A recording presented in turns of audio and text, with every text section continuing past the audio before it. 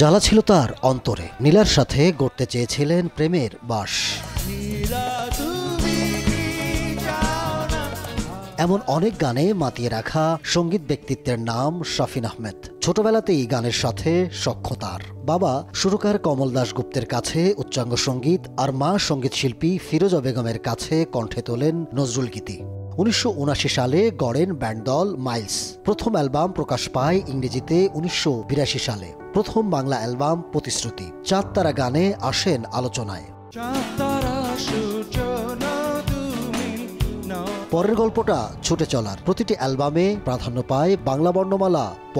তবে এই সাফল্য গাথার মাঝেও ছিল সংকটের আনাগোনা। মাইলস তুমুল জনপ্রিয়তার শীর্ষে অবস্থান করলেও বিভিন্ন সময়ে ব্যক্তিগত কারণে 3 বার মাইলস ছেড়ে যান শাফিন আহমেদ। সব ছাপিয়ে গায়কী সুর লয় ছন্দের দোলাচলে অনন্য একজন শাফিন আহমেদ।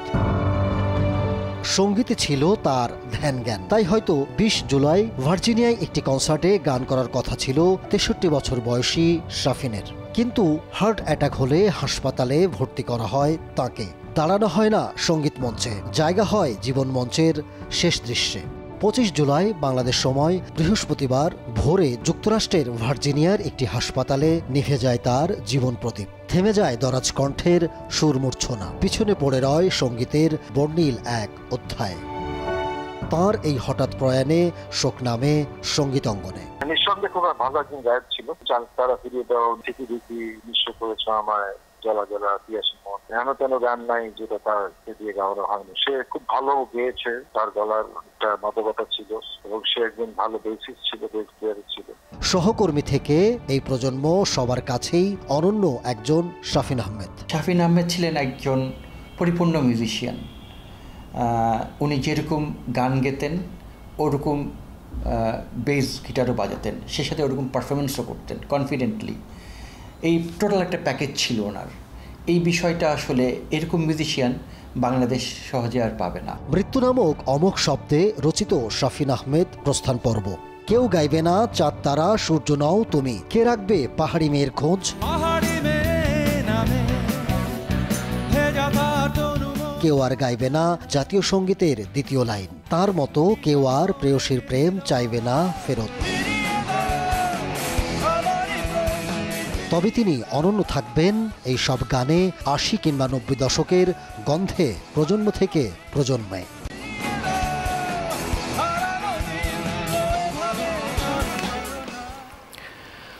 অত্যন্ত ভারাক্রান্ত হৃদয়ে আপনাদের কাছে স্বাগত জানাতে চাই ছুরি রাতের লাইভে। প্রিয় দর্শক, পুরো জুলাই মাসটা যেন একটি ঘটনা এবং দুর্ঘটনা প্রবাহের মাস। সেই সাথে বাংলা সঙ্গীতের আকাশে নেমে এসেছে বিষাদ এক মেঘ। চলে গেলেন আমাদের সকলের প্রিয় শাফিন আহমেদ। আর আজকের এই আয়োজন তাকে উৎসর্গ করতে চাই। এই জন্য আমাদের স্টুডিওতে আছেন বাংলা সঙ্গীতের দুজন ইলাস্ট্রিয়াস পার্সোনালিটি। আমার ডান দিকে রয়েছেন শ্রদ্ধেয় টিপু ভাই, তারপরে রয়েছেন আমাদের সকলের প্রিয় শ্রদ্ধেয় মাকসুদ ভাই। স্বাগত জানাই দুজনকে। আর এমন একটা বিষয় নিয়ে আজকে কথা বলতে হচ্ছে যেটা আসলে কখনোই প্রত্যাশিত ছিল না। শাফিন ভাইকে নিয়ে তার স্মরণে আজকে অনুষ্ঠানটা করতে হবে কখনো ভাবিনি। আসলে একটু ইমোশনাল হয়ে যাচ্ছি টিপু ভাই এবং মাকসুদ ভাই। আমি একটু মাকসুদ ভাই আপনার কাছে জানতে চাই, সেটা হচ্ছে যে নিঃসন্দেহে উনি বাংলা সঙ্গীতের, বাংলা ব্যান্ড সঙ্গীতে একটা উজ্জ্বল নক্ষত্র ছিলেন এবং আছেন। যতগুলো ব্যান্ড বা ব্যক্তিগতভাবে যেসব শিল্পীরা বাংলা সঙ্গীতকে সমৃদ্ধ করেছেন শুরুর থেকে সেদিক থেকে তার নামটা অনন্য আসলে। অবশ্যই। তো সেই জায়গা থেকে জানতে চাই যে আসলে কি পরিমাণ শূন্যতা একটা তৈরি হলো আমাদের ইন্ডাস্ট্রিতে এবং আমরা কি হারালাম। আমরা হারিয়েছি তার ফেরতযোগ্য নয়। আসলে এরকম শিল্পী বাংলাদেশের মানচিত্রে জন্ম হয় খুব কম, থাকেও খুব অল্প দিন। এবং শাফিন আহমেদের মতন একজন শিল্পী বাংলাদেশে যে তার অবদান, সঙ্গীতে যে অবদান, এটা অতুলনীয়, এটা তুলনা করা যায় না। সে কত ধরনের গান করেছে, কি গান করেনি, সে একটু কোন ধাঁচের গান সে করেনি। সে জ্যাজ থেকে শুরু করে রক, রেগে, ইংরেজি গান গেতে পারতো চমৎকার বাংলা গানের আগেও। তাছাড়া ফিউশন তো তার একটা খুব ধর্মই ছিল। এছাড়া সে পল্লী গীতিও করেছে, এবং যেটা অনেকে জানে না আর কি, তার নজরুল গীতির উপরে ভালো একটা পারদর্শিতা ছিল। একটা তার কিন্তু নজরুল গীতির অ্যালবামও আছে, সেটা যখন রিলিজ হয় আমাকে সে দাওয়াত দিয়েছিলাম, গিয়েছিলাম।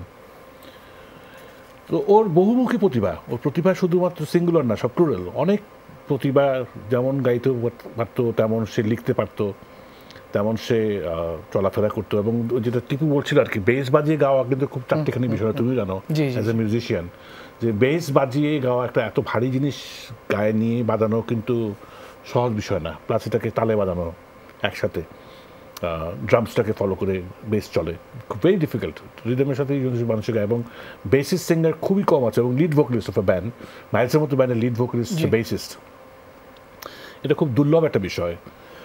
তো এত কিছু সে তার নিজের ভিতরে একটা টোটাল প্যাকেজ ছিল। আর বাংলা গানে তার মানে যতগুলো গান সে গেয়ে গেছে, কোনটা থেকে কোনটা তুমি ফেলে কোনটাকে খারাপ করবা বা ভালো বলবা, সবই ভালো, অসাধারণ সব গান গড়ে গেছে। এবং তার গানের প্রতি যেটা ভালোবাসা ছিল এবং সে প্যাশন তার, এবং তার এনার্জি, তার ওই গান যেভাবে সে পরিবেশন করে তাতে বোঝা যায় তার কত এনার্জি। এবং সবচেয়ে বড় কথা কি, সে এনজয় করতো গানগুলো, সে যে গাচ্ছে তার চেহারাটা হাসি, সবসময় যে এই ছবিটা হাসি, তার সবসময় একটা তার চেহারাটা উজ্জ্বল হয়ে যেত গানের সময়, যেটা অন্য সময় হয়তো থাকতো, অন্য সময় গম্ভীর থাকতো, কিন্তু গানের সময় তার চেহারাটা পাল্টে যেত কমপ্লিটলি। এবং সে যে গানের ভিতরে ঢুকে গেছে এটা কিন্তু বোঝা যেত। এটা কিন্তু খুব কম শিল্পীর ভিতরে জিনিসটা আছে, যে তার একটা স্বতঃস্ফূর্তভাবে গানের সাথে তার পরিবেশের সাথে একসাথে মিশে যাওয়া। শেষের কতগুলো ছবিও দেখেছি আমি, কনসার্ট দেখিনি, ক্যানাডাতে একটা রিসেন্ট একটা ছবি দেখলাম, এখন অডিয়েন্স তার সামনে সে গাচ্ছে এবং তার চেহারাতে কি একটা উজ্জ্বলতা এবং তার কি যে সে কি এনজয় করতেছে সেটা বোঝা যাচ্ছে আর কি। সো ওর আমরা অনেক বড় কিছু হারিয়েছি, এবং শুধুমাত্র তাকে গায়ক বললে ভুল হবে, ঠিক আছে, কমপ্লিট প্যাকেজ এটা আমি বলেছি টোটাল। আর তারপর একটা ফ্যাশন আইকন, ওর কাপড় চোপড় পরার ধরন, ওর চলাফেরার। আজকে আমি একটা টেলিভিশন চ্যানেলও বলেছিলাম যে কাপড় চোপড় দিয়েই কিন্তু মানুষের ফ্যাশন বিবেচনা হয় না, আমি কে সেটা কিন্তু ফ্যাশন। এবং সে অ্যাজ এ ফ্যাশন আইকন, তার কথাবার্তা বলার স্টাইল, তার চলাফেরার স্টাইল, মানুষের সাথে মেশার স্টাইল, তার সব কিছু তার স্টাইল ছিল। এন্ড ইট ওয়াজ এ, এবং সেটা কাল্টিভেট করতো খুব সুন্দর করে, মানুষের সাথে সম্পর্কটা এমনভাবে তৈরি করতো যে চিন্তার বাইরে। আমি ছোটোবেলার বন্ধু, কিন্তু আমাকে কোনোদিনও সে পৃথকভাবে আমি একটা স্টার, তুই কে, এই ধরনের একেবারে আপন ছোটোবেলার বন্ধু, যেমন তার সাথে ব্যবহারে আমার কোনো রকম রদবদল হয়নি এতগুলো বছরেও। জি, টিপু ভাই কাছে একটু জানতে চাইবো, টিপু ভাই চমৎকার গুছিয়ে বললেন মাকসুদ ভাই, যে তার ব্যাপারে অনেক কিছু শুনলাম। আপনার কাছে একটু জানতে চাই যে আসলে ওই শূন্যতার জায়গাতে একটু আসতে চাই, আপনার একজন সিনিয়র মিউজিশিয়ান হিসেবে, আপনার একজন বড় ভাই হিসেবে আসলে আপনি কতটুকু মিস করবেন তাকে, বা এই শূন্যতার জায়গাটা একটু যদি জানাতেন আসলে, যে আমরা কি হারালাম। না, এটা তো বলার অপেক্ষা রাখে না আসলে। এটা আমি আগেও বলেছি, এখনও বলছি, আমাদের মিউজিক ইন্ডাস্ট্রিতে অপূরণীয় ক্ষতি হয়ে গেল। যেটা মাকসুদ ভাই বলছিলেন, এবং যেটা আসলে ওনার ব্যাপারে বলতেই হয়, যে উনি যেভাবে গান গেতেন বেস বাজিয়ে, বেস কিন্তু একটা rhythm instrument, drums, bass, percussion, bass একটা গ্রুভে চলতেছে, গানটা আরেকটা ছন্দে যাচ্ছে, you are vocalist, you know that, you know that too. So এই ব্যাপারটা, কম্বিনেশনটা ইজি না, এবং অনেক ড্রামারও গান গায়, হ্যাঁ, এটাও ইজি না। সো আমাদের দেশে খুব কম লোকই, মানে মিউজিশিয়ানই আছে যারা বেস বাজিয়ে লিড সিঙ্গার বা গান গায়, 2-3 জন 4 জন ছাড়া খুব কম আছে। এই বিষয়টা আসলে আছে। এবং আমরা আসলে যখন থেকে ছোটোবেলা থেকে মাইলস শুনি, দেখেছি, যখন ওনারা ইংলিশ কাভার নাম্বারগুলো করতেন, দূর থেকে দেখতাম ওনাদের মধ্যে সবসময় একটা আলাদাভাবে আইডেন্টিটি করা যায়, ওনাদেরকে চেনা যায়, পোশাক আশাক, অ্যাপিয়ারেন্স, পারফরমেন্স, হ্যাঁ, ডেলিভারি, সব কিছুই টোটাল একটা মানে সিনক্রোনাইজেশন অ্যান্ড প্রেজেন্টেশন, যেটা খুব জরুরি। এবং ওনার ভিতরে বেশি দেখতাম, হামিন ভাইয়ের মধ্যে, মানাম ভাইয়ের ভিতরে, টোটাল ব্যান্ডের ভিতরেই, জুয়েল তুর্য তো আছেই। এছাড়া যেটা বলবো, যে সবচেয়ে বড় কথা কি, ওনারা স্পেশালি শাফিন ভাই, যেটা ফ্যাশন স্টাইলিংয়ের কথা যদি বলি, খুব সুন্দরভাবে ক্যারি করতে পারতেন বিষয়টা। হ্যাঁ, যা করছে, আমরা অনেকে বলতো উইয়ার্ড বা কিছু এরকম শুনেছি, কিন্তু উনি খুব সুন্দরভাবে ক্যারি করতেন, এবং ডেলিভারিটা হতো ওনার পারফরমেন্সে, সব কিছু মিলিয়ে খুব ভালো। জীবনের শেষ সময়টা পর্যন্ত গান করে গেছেন আসলে। আমরা এবিকেও দেখেছি আসলে, যে এবিও আসলে জীবনের শেষ মুহূর্ত পর্যন্ত গান করে গেছেন। শাফিন ভাইও ঠিক সঙ্গীতের জন্যই গেলেন আমেরিকাতে এবং সেখানে শেষ নিঃশ্বাস ত্যাগ করলেন। এই যে পুরো জীবনটা সঙ্গীতের পিছনে ডেডিকেটেড করে দেওয়াটা আসলে দুজনের কাছেই জানতে চাইবো আসলে দুজনের মতামতটা, যে এটা তো আসলে একটা রিটায়ারমেন্ট বলে একটা কথা থাকে, ওনারা অবসর নেননি, ওনারা জীবনের শেষ মুহূর্ত পর্যন্ত গানটা করে গেছেন। এখান থেকে আমরা কি শিখতে পারি আসলে, যারা নতুন প্রজন্ম আছে, যে সঙ্গীতের ডেডিকেশনটা আসলে আমাদের জন্য কতটা শিক্ষণীয়? এখানে আমি যেটা বলবো এইটা হলো পুরা কমিটমেন্ট, সঙ্গীতের প্রতি ভালোবাসা। হ্যাঁ, আসলে কি এটা যারা গান গায়, আমরা যারা আছি, এটা হলো আমাদের জন্য অক্সিজেন। সো এই কমিটমেন্টটা আসলে কত বড় বিষয় আমাদের কাছে, জন্য যেরকম ফ্যান্সের জন্য একই রকম। এবং এই বিষয়টা হলো মানে, এবং এটা যদি না করতে দেওয়া হয় তাহলে কিন্তু সাফোকেটেড হয়ে যাব আমরা পুরাই, মানে এটা ব্যাপারটা আসলে আমরা নিতে পারি না। তা এটাই যেটা বললে রিটায়ার করেননি, কিন্তু আমাদের শিল্পীদের রিটায়ারমেন্ট নাই আসলে, রিটায়ারমেন্ট নাই। সো এটা শ্রদ্ধেয় বাচ্চু ভাইয়ের কথা বলো, শাফিন ভাইয়ের কথা বলো, এটা যতদিন থাকতেন ওনারা ততদিন তাই করতেন, রিটায়ারমেন্ট বলে কিছু হতো না এবং থাকতেও না। রিটায়ারমেন্টও নাই, টায়ার্ডও হওয়ার কোনো স্কোপ নাই। মানে যেরকম পরিশ্রম গান করা, তুমি নিজেও গান করো, তুমি জানো কীরকম পরিশ্রম লাগে। হাড় ভাঙা মানুষের ধারণা যায় আমরা যারা গান গাই আমাদের কোনো কষ্টই নেই, কিন্তু যে কি হাড় ভাঙা পরিশ্রম যারা নিজেরা পারফর্ম করে তারা জানে। এবং সে যে এই যে মাইলস ছাড়ার পর সে যে বিভিন্ন জায়গায় শো করলো, বাংলাদেশে এমন কোনো জায়গা নেই সে শো করেনি, সব জায়গায় এসে গেছে শো করতে। তারপরে আজকে অস্ট্রেলিয়া, কালকে ইংল্যান্ড, পরশুদিন আমেরিকা, তারপরে কানাডা, এই যে সে ঘুরে বেড়াচ্ছে। মানে প্রতি মাসেই তার কোনো না কোনো জায়গায় ট্যুর আছে। বাংলাদেশের ভিতর ছাড়াও এসে আমেরিকা থেকে এসে 2 দিন পর বাংলাদেশের শো। এই 26 তারিখে তো একটা শো ছিল বাই দ্য ওয়ে, আমি যেটা জানি এই 26 তারিখে। তো মানে আজকে তো একটা শো ছিল, সে এসে শো করতো, কিন্তু বেঁচে থাকলে সে শো করতো। তো তাছাড়া অনেক সময় সে মিউজিশিয়ান ছাড়াই শো করেছে, এটা একটা খুব বড় ধরনের চাপ। এমনিতে ব্যান্ড একটা পারফর্ম করতে গেলে চাপ, তারপরে মিউজিশিয়ান ছাড়া শো করা মানে খুব বড় চাপ। সেই সব চাপগুলো নিয়ে এসে আমার মনে হয় তার দেহের উপরে সে অনেক বেশি রকম প্রেশার নিয়ে নিচ্ছিল। এই জন্য সে কিন্তু বারে বারে বেহুশ হয়ে যাচ্ছে বা পাস আউট করছে। তো আমার মনে হয় মানে life is art, art is life একটা কথা আছে তো। For him his music was his life. এবং শেষ দিন পর্যন্ত সে কিন্তু সেটাই করে গেল, এটাই তার সৌভাগ্য। মাকসুদ ভাই, একটু পিছনের দিকে যেতে চাই, যে আমি একটু আর্লি 80s কথা বলতে চাই আসলে, ওই জায়গাটা একটু স্মরণ করতে চাই এবং আপনার কাছ থেকে জানতে চাই, দুজনের কাছ থেকেই। সেটা হচ্ছে যে ওই সময় ইন্টারকন্টিনেন্টাল, যেটা এখনও আবার ওই নামে ফিরেছে আর কি, ওই সময় ইংরেজি গান করার একটা প্রেক্ষাপট ছিল আসলে, এবং সবাই কালেকটিভ একটা পারফরমেন্স দিতেন। আপনি সেখানে শুরু থেকেই ছিলেন। সেখানে মাইলসের আশাটা বা শাফিন ভাইয়ের ভয়েসটা আসলে একটা ইউনিক একটা ভয়েস, সেই ভয়েস যখন ইংলিশ গান করতো, কতটুকু ওই ট্রেন্ডটাকে কতটুকু আসলে ভ্যালুয়েট করেছে? আসলে আমি এখানে বলতে চাই যে মানে আমার সাথে কিন্তু শাফিনের পরিচয় অনেক আগে থেকে, যেটা আমি কলেজ লাইফে আমরা বন্ধু, কিন্তু তখন সে মাইলসও নাই, মানে এত বড় আমরা কেউ এত বড় তখন হয়নি আর কি, নাম ডাকা তো হয়নি। ওরা কিন্তু একটা 12 নামে ব্যান্ড ফর্ম করছিল, মানে বিফোর মাইলস, দুই ভাই মিলে। হামিন, শাফিন, কোমল নামে একটা বেসিস ছিল, কোমলের ওয়াইফ নিনা ছিল কিবোর্ড, আর ড্রামসে ছিল সাইদুল। তো ওই ব্যান্ডটাতে কিন্তু ওরা ইংরেজি গানই করতো, এবং আমি কিন্তু ওই ব্যান্ডে তাদের ইংরেজি গানের যে স্টাইলটা প্রথমে ধরি, I knew they are going places. তারপরে ব্যারকটা ভেঙে যায়, ওরা প্রায় বছরখানিক অফ ছিল, আসা যাওয়া হতো, বলতো আমরা একটু রেস্টে আছি, আবার আসতেছি। তো মাইলস ফর্ম হলো, ফ্রোহিত ভাইরা ফর্ম করলেন। তারপর কয়েকদিন পর শুনলাম যে হামিন, শাফিনও মাইলস জয়েন করেছে। এবং হোটেলে একটা কম্পিটিশন ছিল, ফিডব্যাক অ্যান্ড মাইলস, খুব মজার কম্পিটিশন। ওরা এই গান করতাম, আমরা সেই গান করতাম। তো কে কি গান করছে সেটা আবার আমরা গোপনে গিয়ে শুনতাম। হ্যাঁ, ওদের শোতে গিয়ে আমরা এমনি বসে থাকতাম যে আসলে নতুন কি গান তুললো আমরা একটু শুনি। আবার ওরাও এসে আমাদের চুপি চুপি হল বলরুমের পাশে শুনতো। তো একটা অদ্ভুত আমাদের একটা বন্ধুত্ব ছিল, একটা কম্পিটিশন ছিল। মানে কম্পিটিশন করুক যে সবসময় হেলদি জিনিস, সেটা কিন্তু আমরা বুঝেছি। এবং আমরা কিন্তু শেয়ার করতাম গানের কর্ড, গানের, তখন তো ইন্টারনেট ছিল না বা কিছু ছিল না, গানের কথা কিন্তু খুব প্রবলেম ছিল। তো বই পাওয়া যেত, বিদেশ থেকে বই নিয়ে আসতো, লিরিক্সের বই, সেই বইগুলো আমরা কপি করতাম, শেয়ার করতাম। অনেক সময় বলতাম থাকলে বলতাম নাই।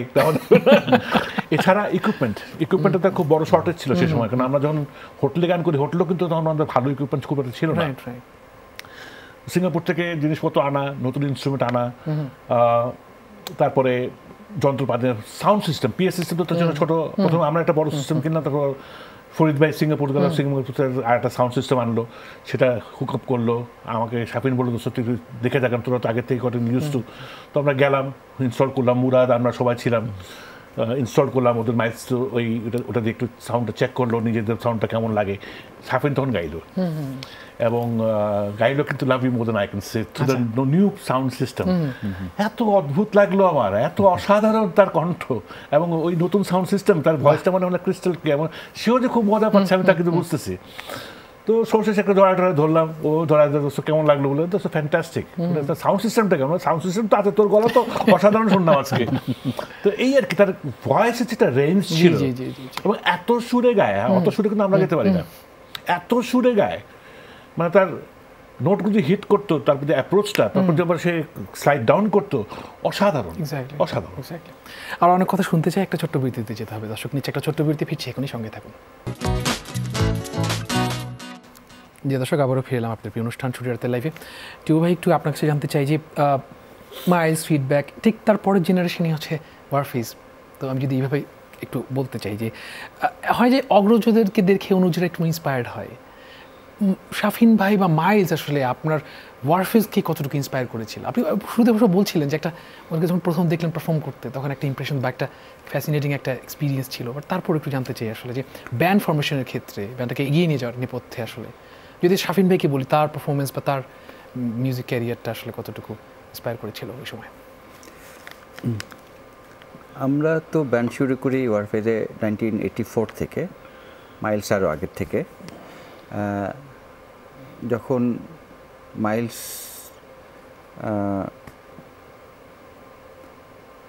শাফিন ভাই, মানাম ভাই, হামিন ভাই, মিল্টন ভাই, মাঝখানে মাহবুব,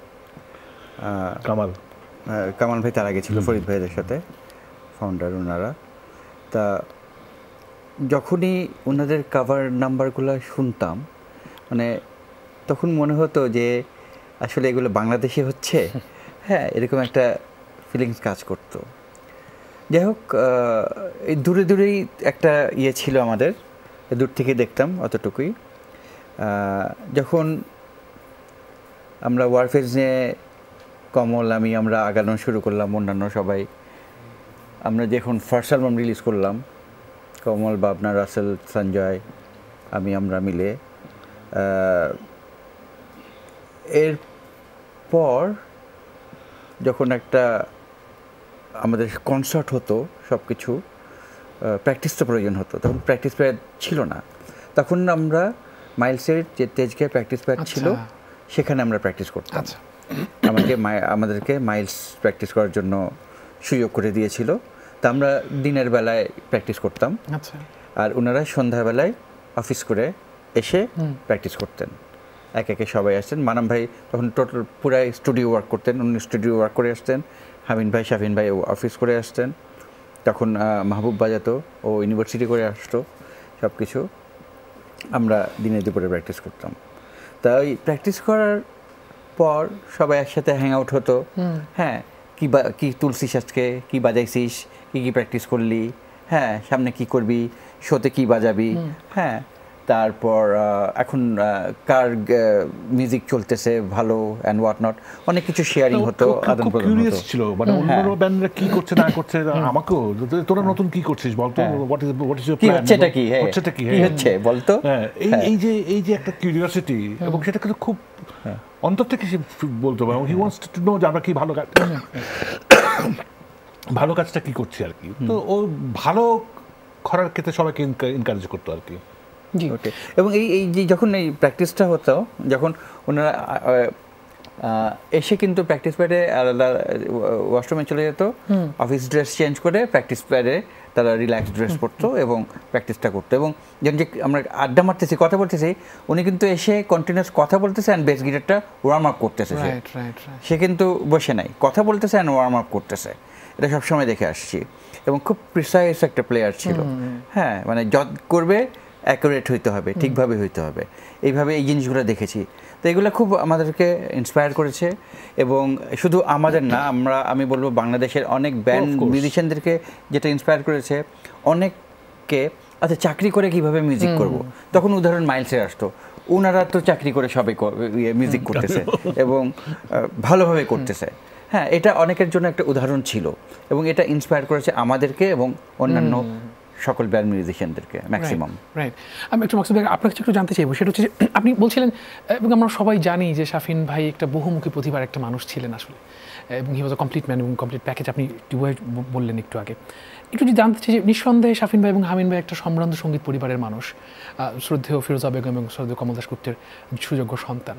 তার যে ভয়েসে যে এই যে একটা ভার্সিট্যালিটি, এই যে অনেকগুলো ফিচার্স ছিল তার ভয়েসের মধ্যে, এটা কি আসলে পারিবারিক একটা শিক্ষার প্রতিফলন কিনা? অফকোর্স, জিনস মানুষের জেনেটিক অনেক কাজ করে এবং কাজ করলে হবে না, এটা চর্চা করতে হয়। এবং মানে শুধুমাত্র আমি কমল দাশগুপ্তের ছেলে বা ফিরোজা বেগমের ছেলে বললেই যে আমি ভালো গান গাইতে পারবো এমন কিন্তু কোনো বিষয় না।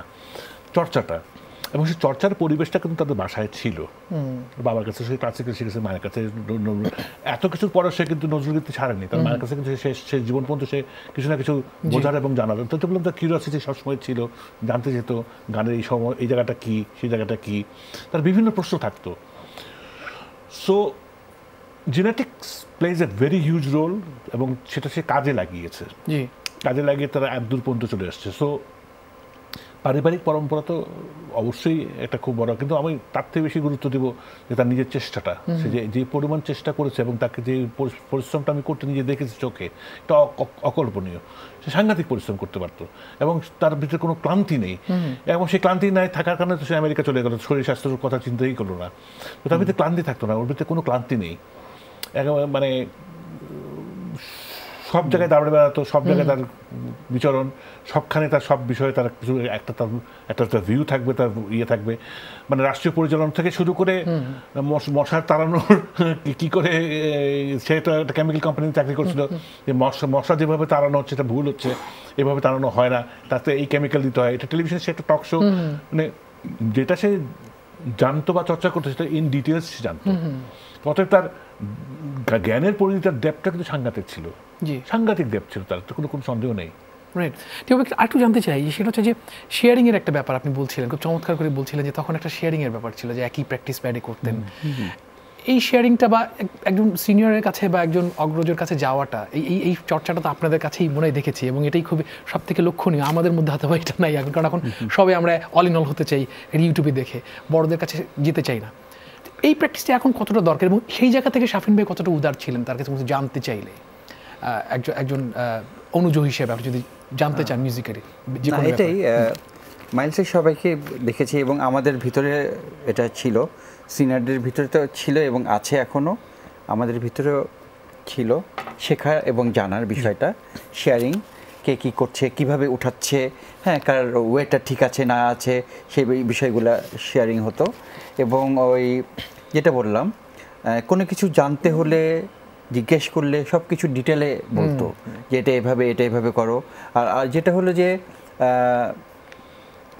ওনারা বিদেশ থেকে তখন আমাদের এনটিএসসি ভিডিও টেপ কিছু আনতো, হ্যাঁ, এবং কমলও নিয়ে আসতো, রাসেলও আনতো, সব কিছু আমরা একসাথে দেখতাম, সবাই একসাথে দেখতাম, এগুলো শেয়ার করতাম, এক্সচেঞ্জ করতাম টেপগুলা, হ্যাঁ, কে কী বাজাবে না বাজাচ্ছে, কে কোনটা কনসার্টে করবে, এগুলো নিয়ে কথা হতো। এবং আরও এই প্রসঙ্গে যেটা বলি, শাফিন ভাই কিন্তু প্রচণ্ড রেসলিং লাভার ছিল, ঠিক আছে, একসাথে, এবং কমলও খুব রেসলিং লাভার। আমরা কিন্তু প্রায় এইসব এই ক্যাসেটগুলো আসতো, ওইগুলো একসাথে দেখতাম, ঠিক আছে, খুব এনজয় করতাম আমরা এই ব্যাপারগুলো। এটা অনেকে জানে না আমরা এতটা ইন্টিমেট ছিলাম। আসলে ওনারা কিন্তু সবার সাথে এতটা ইন্টিমেট না বা ক্লোজ ছিলেন না, যাদেরকে পছন্দ করে বা ভালোবাসে তাদের সাথে ওপেন হতো। শাফিনেরও বা হামিনুর দুজনের খুব চুজি, সবাই একসাথে একটা র্যান্ডম বন্ধুত্ব তা কিন্তু না, যাদের সাথে ফ্রেন্ডশিপ থাকবে, যাদের সাথে ক্লোজ, ভেরি ক্লোজ, একেবারে তাদের জন্য সবকিছু। আমি আপনার কাছে আরেকটু জানতে চাইবো, সেটা হচ্ছে যে আপনি একজন মানুষ যে ওয়ারফেজকে বাংলা গান করতে বলেছিলেন, ওয়ারফেজ আগে ইংরেজি গান করতেন।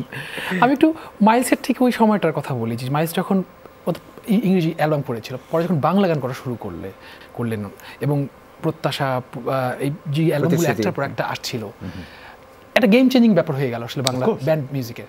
সো ওই জায়গাতে একটু আসতে চাই, যে আপনার মতামতটা জানতে চাই, যে ব্যাপারটা কিভাবে হলো এবং আপনি কিভাবে ব্যাপারটাকে ফিল করেছিলেন? না আমার ভিতরে তো সবসময় একটা উদারতা ছিল এবং এখনো কাজ করে সেটা।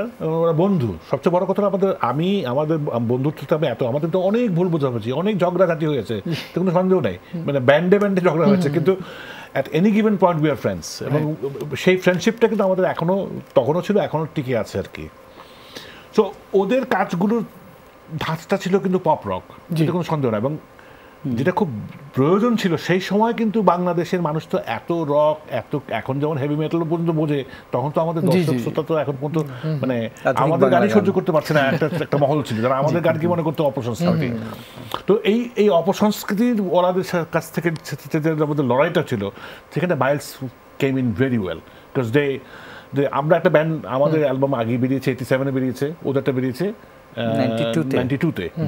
এর ভিতরে আমরা বাম্বার কনসার্টও করলাম, সেখানে বাম্বার কনসার্টে হামিন ছিল কিন্তু ওরা পারফর্ম করেন না, কারণ বাংলা গান নাই। আর আমরা বলেছিলাম যে বাম্বার প্রথম শো আমরা ইংরেজি গান অ্যালাউ করবো না, যেখানে ত্রিপুরা বাংলা গান করেই চলে আসলো সিনে।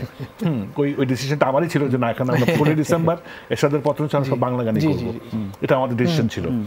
বৈশাখী কনসার্ট না, এটা 16 ডিসেম্বর ছিল, তারপরে হলো বৈশাখী কনসার্ট 26। তো এখন ওদের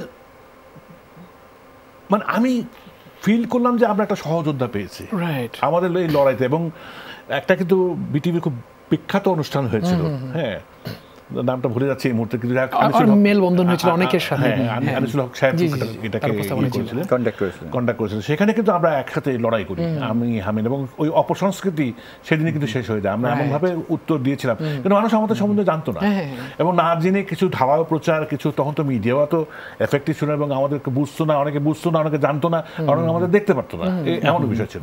তো আমাদের নিয়ে যা তা কথাবার্তা লেখা হতো।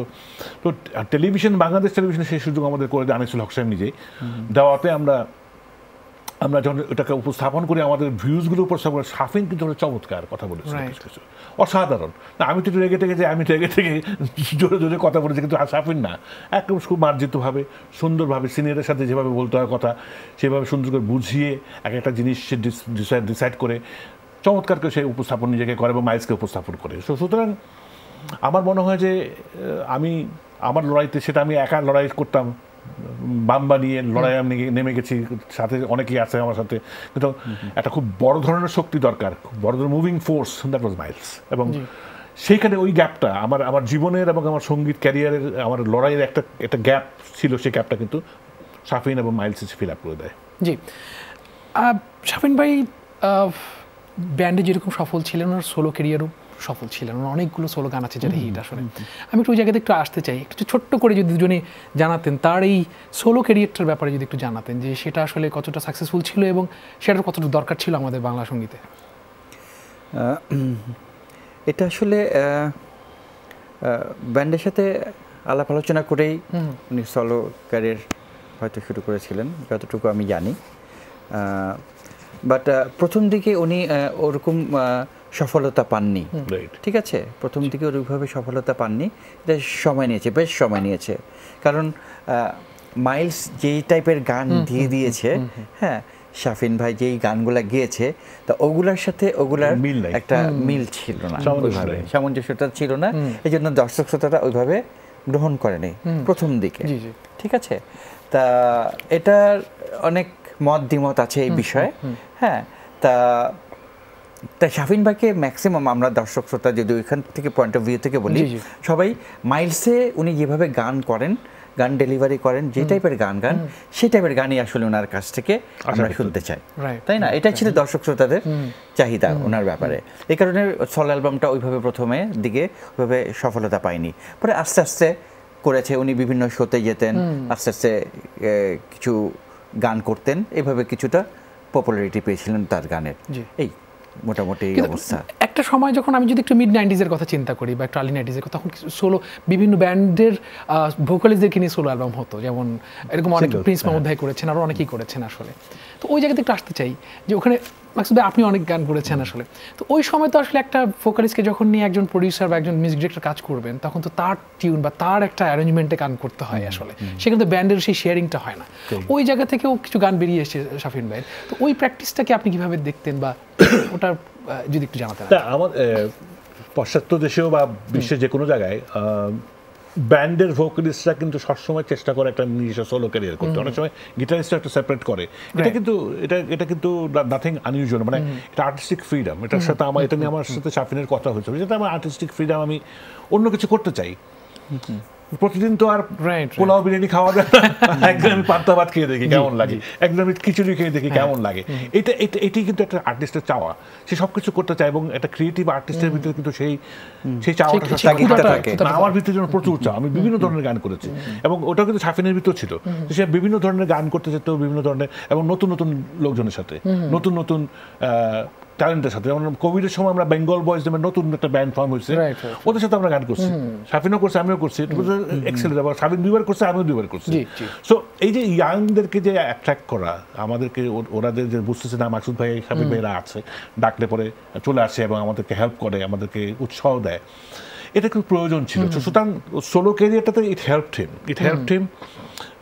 একটা হলো হি created some new songs which are excellent, নতুন ধাঁচের গান, সেটা মাইজের সাথে কোনো রকম মিল নাই, সেটা কমপ্লিটলি শাফিনের একটা ক্রিয়েশন বলা যেতে পারে, আত্মসন্তুষ্টির জন্য। এবং আলটিমেটলি যখন সোলো ক্যারিয়ার গেল, দ্যাট হেল্পড হিম, কারণ ওইসব গান আমার মনে হয় যে জন্মদিনের গানটা বলে, ওটা বার্থডের জন্য, এখন যে কোনো বার্থডেতে ওটা একটু বাজবেই, কথাগুলো মনে পড়ছে না, but it's a very famous, very famous birthday song. তো এই যে একটা বার্থডে সং করলো, সেটা সবার ভিতরে চলে আসলো, এটা একটা ফার সাইটেডনেস, যে আমি একটা এমন গান করবো। আবার আমার একটা আমি টিভি শো করেছিলাম, সেখানে সে ইয়ে নিয়ে একটা গান করেছিল, ভ্যালেন্টাইন নিয়ে, একটা অসাধারণ গান করেছিল কিন্তু, হ্যাঁ, ওটাও একটা ভ্যালেন্টাইন নিয়ে, কিন্তু এটা তার জন্মদিন ভ্যালেন্টাইন ডেতে। সো আমি একটা ভ্যালেন্টাইনের টিভি অনুষ্ঠান আমি করেছিলাম, উপস্থাপনা ছিলাম আমি, তো সেখানে সে কিন্তু একটা ভ্যালেন্টাইন নিয়ে চমৎকার গান করে আর কি। তো আমাদের দেশে হচ্ছে কি, যেটা সে খুব বেশি ফিল করতো, আমার সাথে খুব একমত ছিল স্যার, যে আমাদের কিন্তু গানের কিন্তু অভাব, জানো, অনেক ধরনের গান। যেমন ধরো বিদেশে একটা রেলওয়ে অ্যাক্সিডেন্ট হলো, সাথে সাথে কিন্তু শত শত গান রেলওয়ে নিয়ে গান চলে আসবে। একটা প্লেন অ্যাক্সিডেন্ট হলো, সেরকম গান নিয়ে আসবে। কেউ ঝড় আসলো, গান আছে। তো আমাদের সিচুয়েশনাল গান কিন্তু কম। তো এই যে জন্মদিনে গান করা, বা তোমার ভ্যালেন্টাইনের গান, বা আমি মেলায় যাই, সিচুয়েশনাল সং, এবং সিচুয়েশনাল প্রচুর ডিমান্ড আছে, মানুষের ভিতরে কিন্তু চাহিদা থাকে, এবং সেই চাহিদা তুমি যদি ফিল আপ করতে পারো, ইউ মেড ইট। জি, আরো অনেক কথা শুনতে চাই, একটা ছোট্ট বিরতি নিতে হবে, দর্শক নিচ্ছে একটা ছোট্ট বিরতি, ফিরছি এখন, সঙ্গে থাকুন। যে দর্শক, আবার ফিরলাম আমাদের অনুষ্ঠান ছুটির রাতের লাইভে। জি ভাই, তুমি অনেক প্রশ্ন করেছো। জি, আমাদের তো অনেক স্মৃতি, অনেক কিছুই শাফিন ভাইকে নিয়ে আমরা শেয়ার করছি। তোমার সাথে আমি যতটুকু জানি অনেক কিছু মেমোরি আছে। জি, তুমি কিছু শেয়ার করো শাফিন ভাইয়ের বিষয়ে। শাফিন ভাই আসলে একজন মানে অভিভাবকের মতোই ছিলেন আসলে। আমি শাফিন ভাইয়ের সাথে আমার সম্পর্কটা খুব নিবিড় ছিল। ইনফ্যাক্ট ডি রকস্টারদের যখনই বিচারকের দায়িত্ব পালন করেছি, তখন থেকে ওনার সাথে সম্পর্ক ডেভেলপ হয়েছিল আসলে। শাফিন ভাই আমার সুর এবং সঙ্গীতে একটা গানও করেছিলেন আসলে, 2009 সালের কথা সেটা। এছাড়াও শাফিন ভাই আমার বাসার পাশেই থাকতেন, ওনার সাথে দেখা হতো মাঝে, এবং উনি আমাকে তুই করে ডাকতেন আসলে। এবং শাফিন ভাই, যে আমি যেটা বললাম, যে একটা ওনার ডোরটা সবসময় ওপেন ছিল, যে কোনো উপদেশের জন্যে, বা কোনো কিছু জানতে চাইলে, বা কোনো গানের ব্যাপারে যদি জানতে চাই, কর্ড প্রোগ্রেশনের ব্যাপারে, উনি একদম উদার ছিলেন আসলে। এবং আমার যেটা মনে হয় যে উনি আমার মতন আরও অনেককেই অনুপ্রাণিত করেছেন তার মিউজিক ক্যারিয়ার দিয়ে আসলে। আমার শাফিন ভাইয়ের পুরো জীবনটাকে যদি আমি একটু অ্যানালাইসিস করি ছোট্টভাবে, তাহলে বলবো উনি একজন আলোকিত মানুষ ছিলেন সঙ্গীতের আসলে, এবং আমি তাকে অনেক মিস করি। আমি ইনফ্যাক্ট বাচ্চু ভাইয়ের সাথে অনেক সক্ষতা ছিল, বাচ্চু ভাই আমাকে অনেক স্নেহ করতেন, এবং দুজনেরই স্মরণে আমার শো করতে, এটা আমার জন্য অনেক বড় বার্ডেনের মতন, অনেক বড় কষ্টের আসলে। So I am gonna miss him a lot. উনি যেখানেই থাকুন, উনি ভালো থাকুন আসলে, এটা আমরা সবাই চাই। টি ভাই, আপনি বাম্বার সহসভাপতি, এবং বাম্বার তো অবশ্যই একটা আয়োজন থাকবে শাফিন ভাইয়ের স্মরণে, বা শাফিন ভাই যখন এখানেও একটা জানাজা হয়তো বা হবে, তো বাম্বা কি ইনিশিয়েটিভ নিচ্ছে তাকে ট্রিবিউট করার জন্য, বা তার স্মরণে?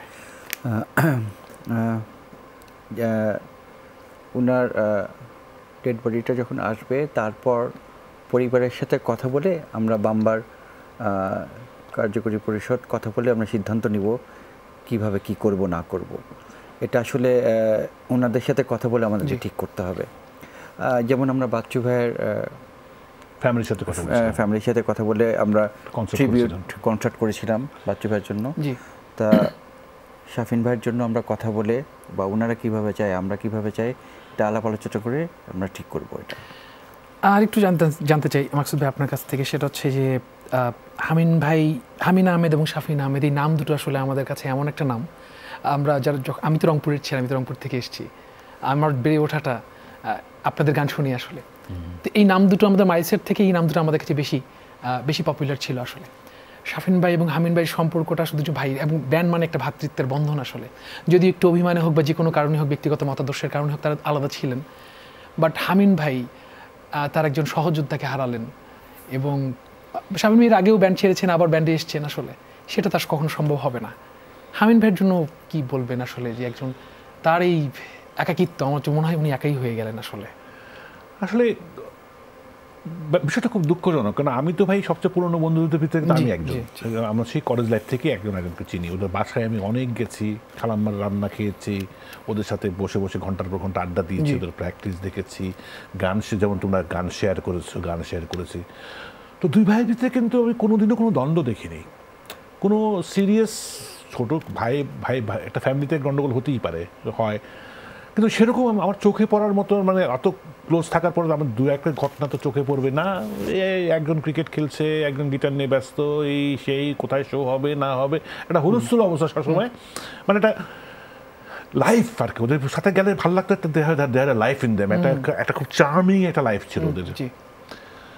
এখন একটু যে কোনো কারণে হোক, অত্যন্ত ব্যক্তিগত কারণ হতে পারে, আমি সেটা জানি না, কিন্তু দুই ভাইয়ের বিভিন্ন অভিযোগ ছিল, এবং যেহেতু আমি সবচেয়ে পুরনো বন্ধু, দুই ভাই কিন্তু আমার কাছে অভিযোগ করতো।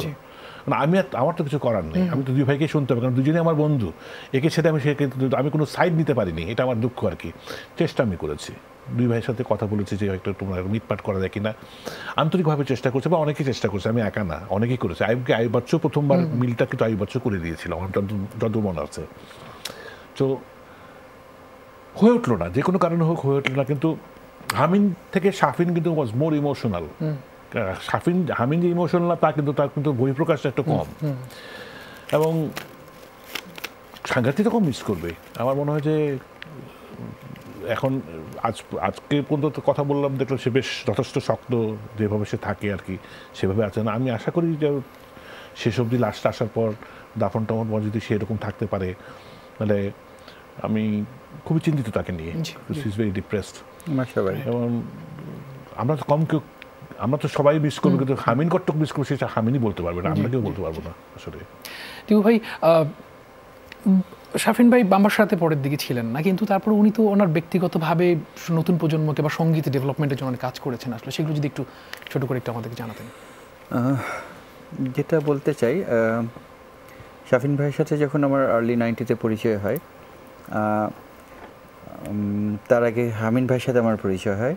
হামিন ভাই তখন বাম্বার প্রেসিডেন্ট ছিলেন, আর আমি ছিলাম কোষাধ্যক্ষ, ট্রেজারার। তা প্রায় আমাদের দেখা সাক্ষাৎ হতো।